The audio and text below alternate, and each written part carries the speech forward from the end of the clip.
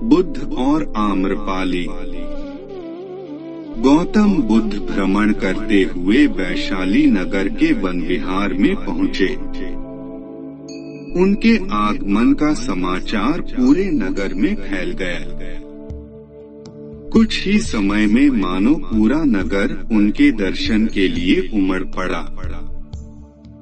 बड़े व्यापारी, शिक्षाविद, समाजसेवी, अधिकारी और राज परिवार से जुड़े कई वरिष्ठ भी वहां पहुंचे।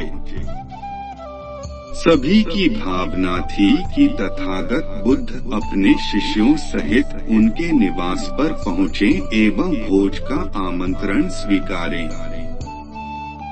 बुद्ध सभी के निवेदन को सुन रहे थे और स्वभावगत मुस्कान के साथ आमंत्रण का आभार व्यक्त कर रहे थे। तभी वैशाली की याद गणिका आम्रपाली भी वहां पहुंची। वह बुद्ध की शिक्षा से प्रेरित होकर बहुत पहले ही अपनी गणिकावृत्ति त्याग चुकी थी। उसने भी बुद्ध को भोजन का आमंत्रण दिया।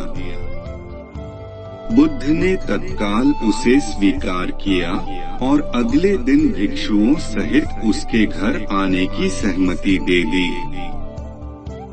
बुद्ध के एक शिष्य को यह बात अच्छी नहीं लगी कि इतने सारे वरिष्ठों के निवेदन के बावजूद बुद्ध ने आम्रपाली का आमंत्रण स्वीकारा। शिष्य की दृष्टि में आम्रपाली गणिका होने से घृणित कर्म से जुड़ी रही थी। जब सभी लोग चले गए तब शिष्य ने पूछा, भगवान, इतने लोगों ने आपको न्योता दिया, फिर आपने आम्रपाली का ही आमंत्रण क्यों स्वीकारा? बुद्ध ने कहा, माना वह गणिका थी, लेकिन पश्चाताप की अग्नि में तपकर वह निर्मल हो चुकी है।